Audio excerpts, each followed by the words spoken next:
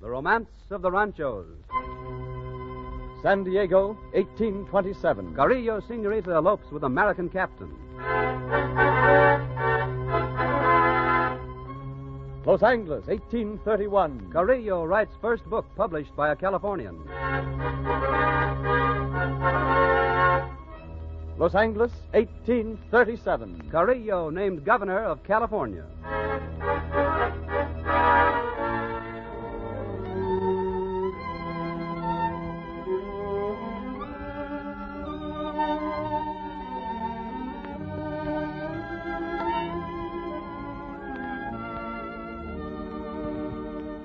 The Title Insurance and Trust Company of Los Angeles presents The Romance of the Ranchos, a dramatization of the colorful events and characters which form the background of history of our Southern California. Each week, our wandering vaquero, Frank Graham, has come to the microphone with another true story of the days of the Dones.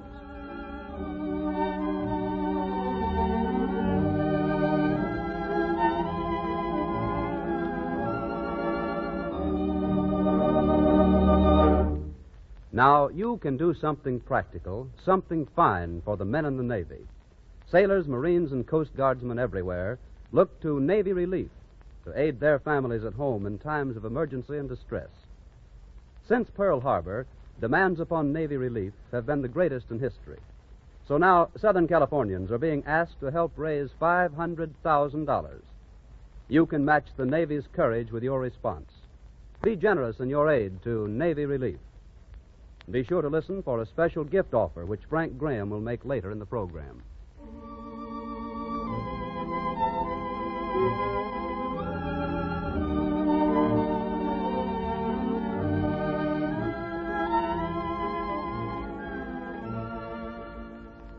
Now here to tell us the story is our wandering vaquero, Frank Graham. Buenas noches, señoras y señores. Tonight we end our present series of The Romance of the Ranchos.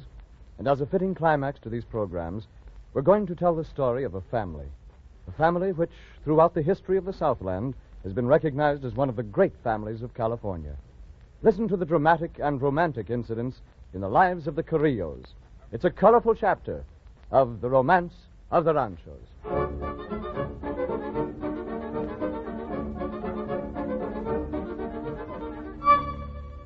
The story of the Carrillo family in California starts with the earliest history of the province. For it was in the year 1769 when the first expedition of white men under Governor Gaspar de Portola came north to San Diego that the first chapter was written. Among that party of the first settlers was a soldier by the name of Jose Raimundo Carrillo. He was married by the great Padre Junipero Serra and started a family which merged many of the great families of California into one kinship, but not before he was made a captain in the army. Through the years, the Carrillos married De la Guerras, Picos, Castros, Vallejos, Ortegas, Bandinis, and Del Valles, as well as Americans like Henry Fitch and John Wilson. But at first, Jose Raimundo's family consisted of 4 sons and a daughter. The eldest son, Carlos, followed in the footsteps of his father and became a sergeant in the Presidio at Santa Barbara. It was there, in 1817, that he saw unexpected action. What is this, Guillermo? A horseman, and in a hurry. Oh, see? Who can it be? I do not know. He's a stranger to me. Hola, senor. Hola. Hola, senor. Yeah, you are in a hurry, senor. Si, I come from Monterrey to warn you. Warn us? Si, of privateers. The Devil Bouchard has landed at Monterrey, sacked the city. He sails south even now. Caramba. And he will surely try to land here. Or up at the coast at El Refugio. Oh, see? At the Ranchos of the Ortegas. Si. I shall want a new horse to ride on to the south. See, and right away. And we, Guillermo, must prepare our defenses.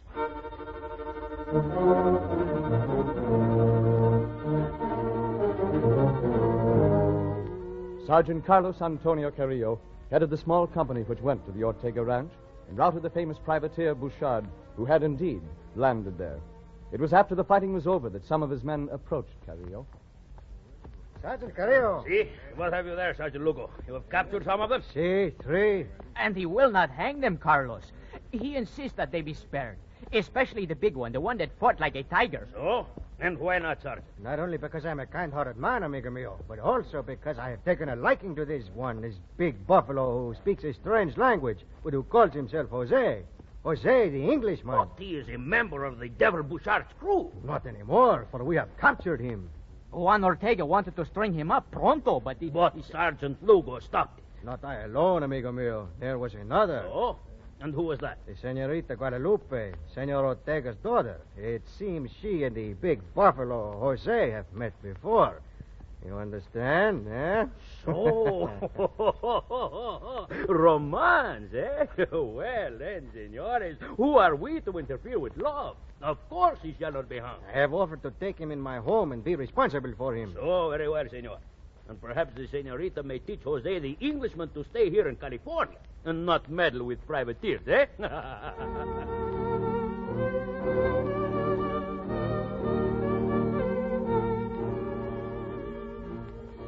Sergeant Carrillo participated there in one of the most romantic episodes of California history, when the American, Joseph Chapman, called Jose the Englishman, was captured, and with the help of a beautiful senorita, later became an outstanding citizen. But a few years later, another romantic chapter in the history of the Carrillos was being written. It was in San Diego, where Jose Raimundo's cousin, Joaquin, had a beautiful daughter who captured many an eye. And one day, in 1826, an American ship captain came ashore. So this is San Diego. This is it, Captain. Not much to look at, is there? Well, that depends. This town is a little backwards, perhaps, but it might be a fine place to live. Not for me. If I were looking for a place to lie back and dream, I'd take the Sandwich Islands. Now, there's a place a man can relax. And those hula dancers and the grass skirts... You can have your hula dancers, Albert. I'll take the vision of loveliness I see coming down the street. Huh? What are you talking about? You lost your eyes. Look, that girl. Have you ever seen anything more lovely? Which one? Oh, you mean that one coming toward us? Yes, she's beautiful. Gorgeous. Captain, you're the one that's lost his eyes. She couldn't compare to those But hula... she's fine, cultured, too. Albert, there's a dream. Wait a minute till I get a closer look. And I'll tell you what I think. I wonder who she is. Why don't you ask her? Huh? Well, why not? Good day, miss. ¿Cómo? Dispénsame, señor. Oh, buenos dias, señorita. Buenos dias. I do not know you, señor. No, I hope you won't be offended that I spoke. It is not the custom in my country to speak to a lady you do not know, señor. Well, I'm Captain Henry Fitch, master of the brig Maria Esther. At your service, ma'am. Oh, a ship's captain. That's right. And this is the first time you have visited San Diego? Yes, ma'am. The first time. Then it is no wonder I do not know you. But I hope that situation may be remedied. That is, I hope that perhaps we might become friends. Oh? That is not for me to say, señor. You must see my father and obtain his consent. Oh, well, of course I will, only... Who is your father, senorita? He is Don Joaquin Carrillo. You do not know of him? No, I'm sorry I don't. But I shall, and I'm sure that he must be a fine gentleman to have so lovely a daughter. Oh, señor, you must not say such things. It is not proper. But I'm only a helpless man, senorita. Helpless before your beauty. And when I see such an angel, I cannot help but... Senor, I will not stay and hear such Wait, things. senorita, I didn't mean to offend. But you have said far too much, senor. For the present, if you have more to say, you had better see my father. Soon, senor. I certainly shall. But, senorita, wait. Come back. Hasta la vista, senor. But, senorita... Oh, Albert.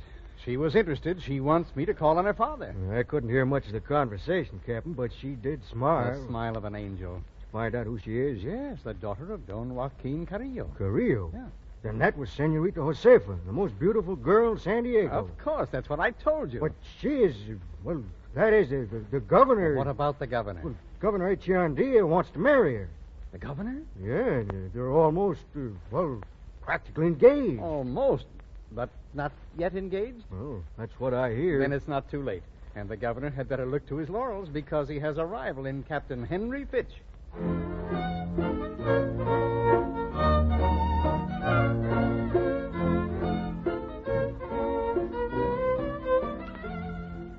And Captain Fitch was a formidable rival. Within a short time, he won the heart of Josefa, and the governor lost out. Don Enrique, as the captain was called, embraced the Catholic faith, and everything was ready for the wedding. But on the great day... Josefa, my child. See? Oh, it is you, Don Pio. Querido. Oh, you know Don Pio Pico, my cousin? Si, welcome, Don Pio. Gracias, senor. Tell me, what is this delay? What caused this irregularity? Oh, no one knows, senor. The Padre has called us all here in the church before the wedding ceremony could be started. Well, it is most irregular. I do not like it at all. I shall make a protest. Wait, Don Pio. Here comes the Padre now. Senorita, Senor, my children, it grieves me to tell you this. I have just spoken with a messenger from the governor. There is a law. I cannot marry two people unless both are citizens of Mexico. What is this? Don Enrique Fitch is not a citizen, and the governor has forbidden the marriage. Why, this can't be. Well, that's unfair. He said nothing about it before. Querido mío. Josefa. Oh, it's all right. We'll fix it somehow. Caramba, this snake in the grass, that viper, he has done this because he himself is a disappointed suitor. He shall pay for this humiliation. No, Don Pio. Si. He's right. If it's the law, he is right. You'll have to wait a few days until I can become a citizen. A few days? Senor, you do not understand. It is the governor who can give the citizenship, if and when he likes. It may take weeks or months or forever. Oh, no, Don Pio. But what can we do? We must do something. See, and we will. Don Enrique, is your ship still at anchor in the harbor? See? Then I have it. Come with me. I have a plan.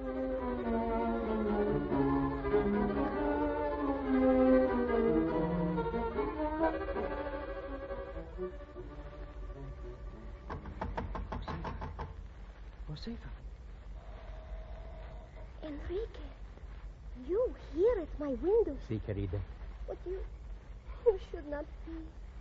For we are not yet married. Oh, Enrique. Oh, my darling. Querida. Come, you must not cry. But tonight, even now, we would have been married. Attending the wedding fiesta. I know, but it's going to be all right. Come, now is not the time for tears. There's much to be done. Done? See? Hasn't Don Pio told you of his plan? See, but, querido, it is impossible. I cannot do it. Not do it. Querida mia. You don't mean that. Oh, you must understand. My father, he would never approve of me running away with you. He would never speak to me again. I think he would, especially if Don Pio explained it to him. But the governor, he would arrest you. By the time we come back, all will be forgotten and forgiven. Don Pio will see to that. But Enrique, it is not right. My running away with you, not married. But it will be, for you'll not be with me. You'll sail with my friend Captain Barry and his wife in their ship. I will sail in mine, and we'll meet in South America and be married there. Oh, I'm afraid. But, my darling, you want to be my wife. More than you will ever know. Querido mío. My life was nothing before I met you. I can remember nothing. You are all that makes it real to me. Josefa, then we will not wait. We will go. I'll give you courage, little one. See, when I am with you, I do have the courage. Everyone will say, that crazy American, he kidnapped Josefa. And nobody shall blame you. But they must not blame you, Enrique. They won't. When we come back, happy and safely married, no one shall be angry, but only glad for us.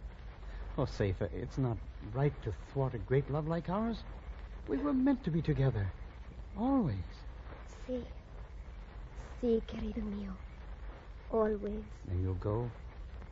Sí, I will go with you. Mi amor. Bueno. And pack a light bag right away. Don Pio will come for you in an hour. Tonight? In an hour.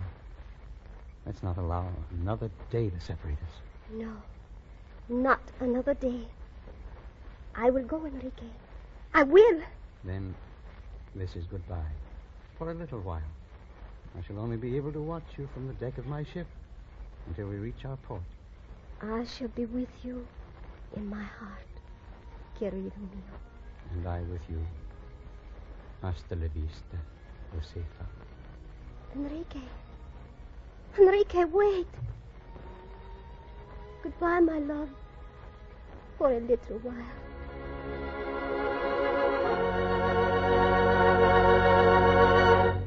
When you think of the Title Insurance and Trust Company of Los Angeles, think of the word protection. For protection is the essence of both of the major types of service provided by the company. Title Insurance Service is your protection against loss of investment in your home or other real estate because of defective titles. The company issues various types of title insurance policies to meet various needs. Each policy specifically states the scope and kind of protection it provides. Trust Department Service is for the protection of the assets of your estate generally, either during or after your lifetime. Expert estate planning to prevent unnecessary shrinkage of estates through tax, probate, and other expenses, and experienced estate management for the conservation of estates are available to you through this, the oldest trust company in the Pacific Southwest. A letter, personal visit, or telephone call will bring you complete information without obligation about any of the protective services offered by the Title Insurance and Trust Company of Los Angeles.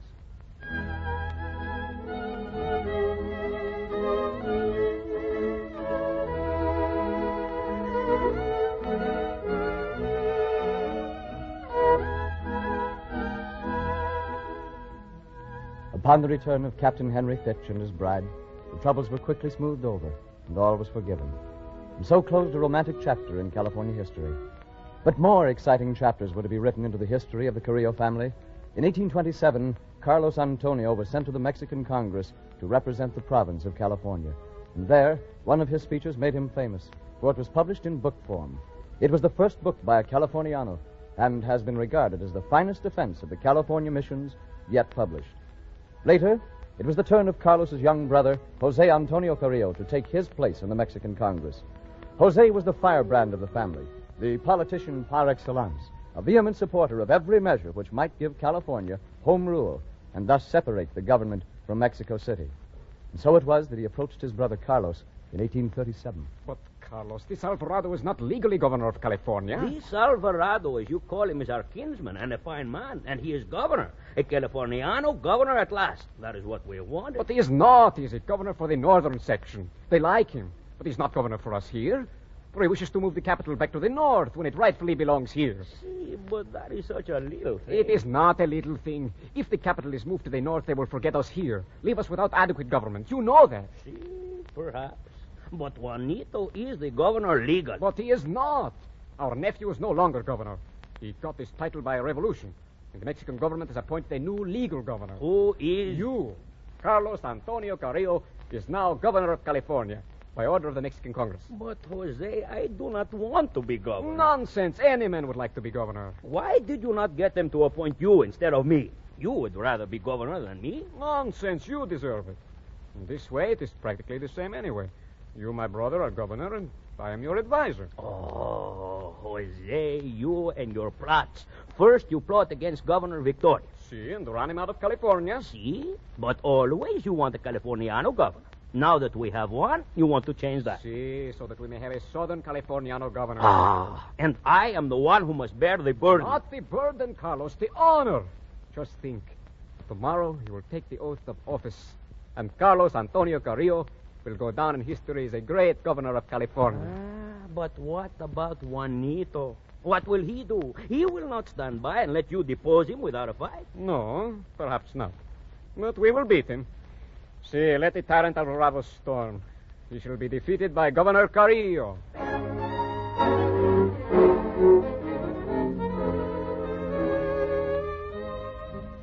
But Alvarado was not defeated. Instead, his army swept down on Los Angeles, swept Governor Carrillo's forces on to the south. No battles were fought, but finally they met on the plains of Las Flores, near Oceanside, and fought their fight at the conference table. But, Juanito, my governorship is approved by the City of Mexico. That may be, senor, but I have not been officially informed of it. And hence, I must retain my rights as provisional governor. Oh, but now, Juanito, you must... Don't call me Juanito. I am sorry, Juanito. Senor, I cannot seem to forget the fact that you are my young kinsman. You will forgive me, eh? See, of course, Don Carlos. But don't say it again. It makes me look foolish in front of the man. And after all, I am the governor. No, I am the governor, Juanito.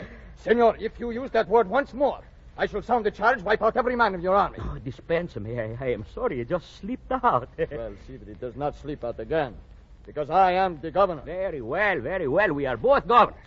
Let us start from there. You govern the north. I will govern the south. Is there any reason why we cannot split the province into two sections, eh?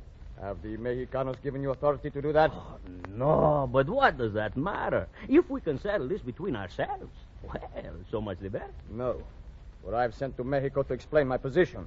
And I would not be surprised to learn when my messenger returns that the city of Mexico will declare me legal governor after all. Oh, well, senor, if they do that, well, that will be all right with me. For I have never wanted the position anyway. But until they do, we must work out something between ourselves. Very well, Don Carlos. I'm willing to listen to reason. Bueno, Juanito, then we... Caramba, you did it again. What, Juanito? Juanito! Oh, Madre de Dios, it is the finish. At the end, I will stand no more. This conference is at an end. And now, senor, I shall see that you are to be governor no longer. What, Juanito, you... Caramba!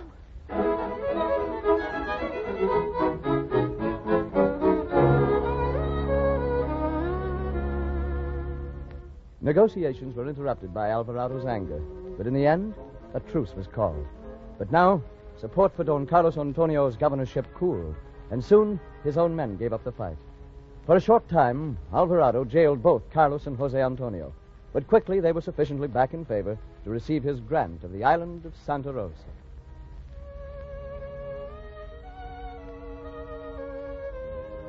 As the years went on, both men assumed important roles in the progress of Los Angeles and Santa Barbara.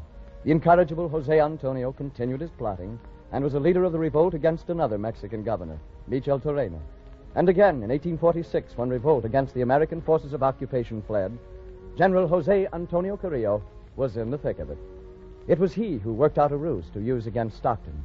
When the American landed at San Pedro in an attempt to recapture Los Angeles, Jose called Benjamin D. Wilson to him.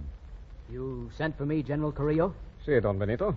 I want your help. But I am your prisoner, senor. Si, no matter. You wish to see this war ended as soon as possible, just as I do. Very well, then. You will help me? Well, if it will end the war, of course. Bueno. Stockton has just sailed into San Pedro Harbor. Soon he will land and march to Los Angeles. But you are to meet him with terms. And what are your terms? That he may occupy the coast and the ports while we are left unmolested in the interior until the end of hostilities in Mexico. Then in the treaty conference will be decided the fate of California. Fair enough. But what makes you think Stockton will accept any terms? I have provided for that. You see over there behind the hill, horsemen milling about. Good Lord. Why, by the size of that cloud of dust, there must be 1,000 horses behind that hill. Si, and the Commodore Stockton will realize that, too. But, General Carrillo, there aren't that many horsemen in your army or in the whole of this area. No, but Stockton doesn't know that. You see, I have 100 horsemen there, driving 1,000 wild Mustangs back and forth. From the harbor, it will look like a huge army. And Stockton will be frightened into accepting our terms. Well, General, you have quite an inventive mind. Si, but this is no time for compliments. You must go. They will be landing any time now. Very well. But wait, General. Have you looked out into the bay recently? No, I... Caramba! What is this? I'm afraid your trick has worked a little too well, General. It looks to me like Commodore Stockton has hoisted sail and is putting back out to sea.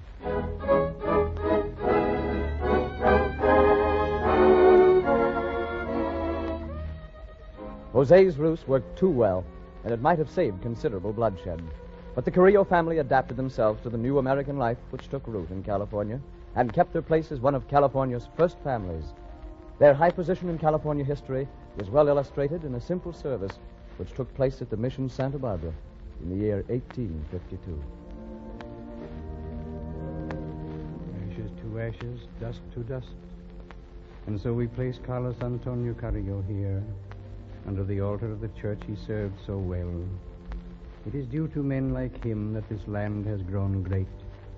For it was he and men like him who founded not only a new province, but a great and gracious culture, which is our heritage. May the Lord bless him and keep him.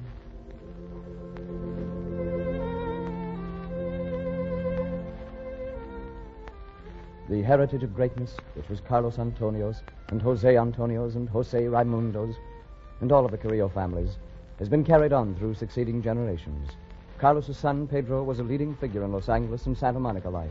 And today, a great-grandson of Carlos Antonio, governor of California, is also famous and well-loved figure of the state. Leo Carrillo, famous as a motion picture star, respected as worthy successor to the heritage of his family and of old California.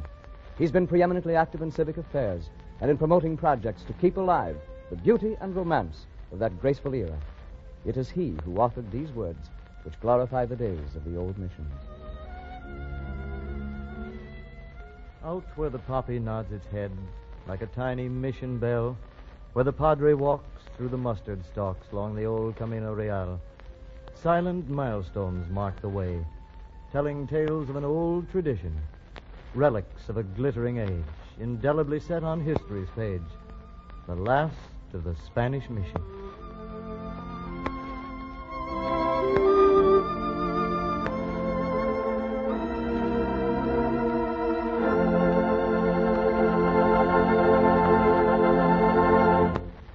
Ladies and gentlemen, a special message from Frank Graham.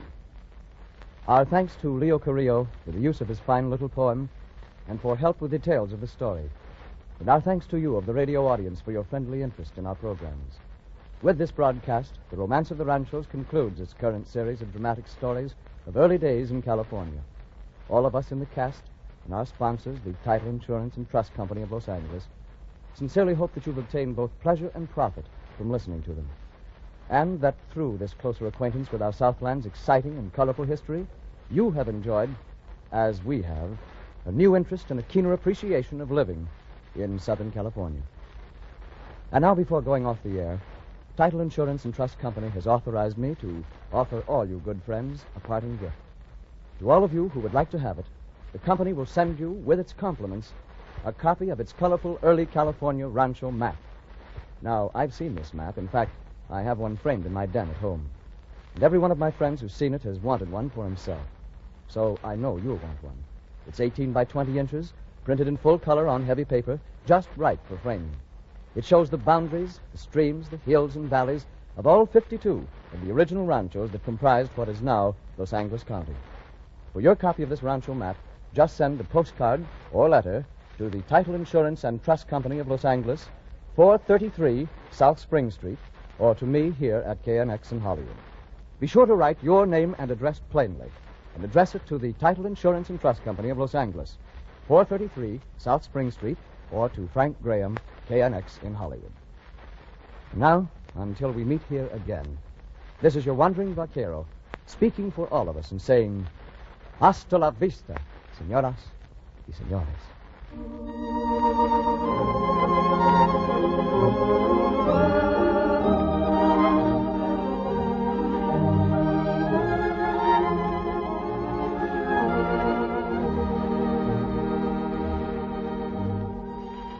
The Romance of the Ranchos has been a presentation of the Title Insurance and Trust Company of Los Angeles, featuring Frank Graham as the wandering vaquero.